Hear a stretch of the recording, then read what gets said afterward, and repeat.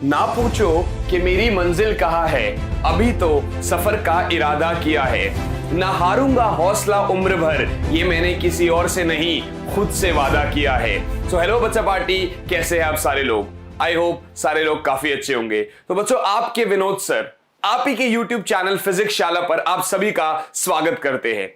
आज हम ये एडवांस प्रॉब्लम सीरीज का प्रॉब्लम नंबर 3 करने जा रहे हैं।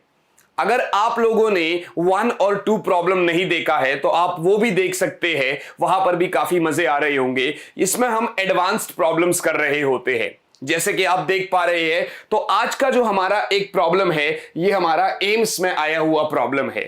पहले आप प्रॉब्लम को देखिए कैसे क्या है, पहले मैं आपको डिटेल वे में कराऊंगा, उसके बाद मैं आपको यह बताऊंगा कि बगैर पेन को हाथ लगाए इसका आंसर कैसे निकाल सकते हैं। तो चलिए क्वेश्चन पढ़ते हैं पहले।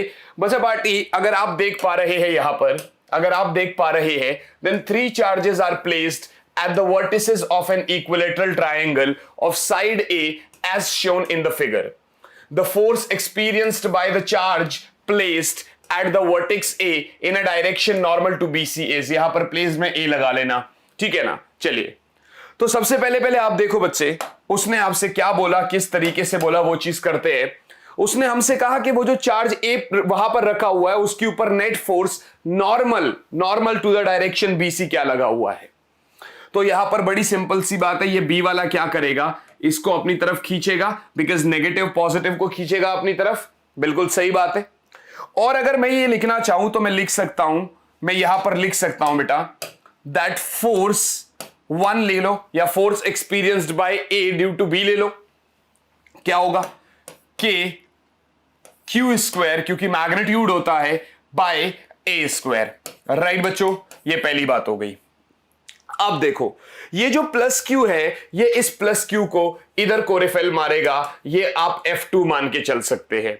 यानी आप देखो F2 is KQ square by A square, ये मेरा सेकंड हो गया। अब जैसे कि आप सभी बच्चों को पता है कि हम ट्रायंगुलर या parallelogram law of vector addition लगा सकते हैं। तो यहां से अगर मैं ऐसा लगा दूं तो ये मुझे पता चल जाएगा कि ये मेरा रिजल्टेंट होगा इस BC के पैरेलल। राइट, थोड़ा सा इसको तरीके से बना देते हैं सो दैट आपको प्रॉब्लम नहीं हो बाद में। ये रहा मेरा रिजल्टेंट, F रिजल्टेंट। राइट, अगर आपसे कोई F रिजल्टेंट भी पूछता है तो आप F रिजल्टेंट भी दे सकते हो। That will be under root F1 का स्क्वायर प्लस F2 का square plus 2F1 F2 cos theta. भैया cos थीटा कितना है, ये अगर 60 डिग्री इक्विलेटरल ट्राइंगल है तो ये दोनों के बीच में 120 डिग्री, सो cos 120। और आपके लिए बता दूं, cos 120 होता है -1/2। राइट बच्चों, ये हो गया। तो ये तो खैर बात नहीं पूछी थी, उसने कहा था कि BC के पैरेलल में कौन सा फोर्स BC के परपेंडिकुलर कौन सा नेट फोर्स होगा। अगर नेट फोर्स लग ही रहा है इसके पैरेलल तो F परपेंडिकुलर टू BC तो क्या हो गया आपका, 0 हो गया। क्या हो गया आपका, 0 हो गया, मतलब लगा ही नहीं, सारा फोर्स तो पैरेलल हो गया। तो भैया हमारा आंसर क्या आया, C आंसर आ गया।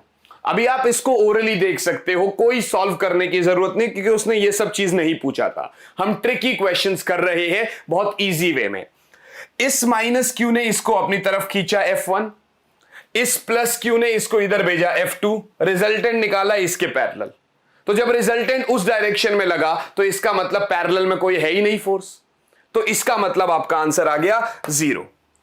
आई होप आपने इस क्वेश्चन को काफी एंजॉय किया होगा। बच्चों, आपके सपोर्ट की बहुत जरूरत है इस चैनल को हमें। आप सब्सक्राइब भी करें, इस लेक्चर को लाइक भी करें और ज्यादा से ज्यादा शेयर करके अपना सपोर्ट भी दिखाएं। और अगर आपको लगता है कि ऐसे ही और प्रॉब्लम्स आपके सामने आने चाहिए तो कमेंट बॉक्स में कमेंट करना मत भूलिएगा। तो चलिए बच्चों, मिलते हैं फिर आपसे आपके अगले प्रॉब्लम के लिए। तब तक के लिए बच्चा party, all the very best, bye all and yes, जय हिंद।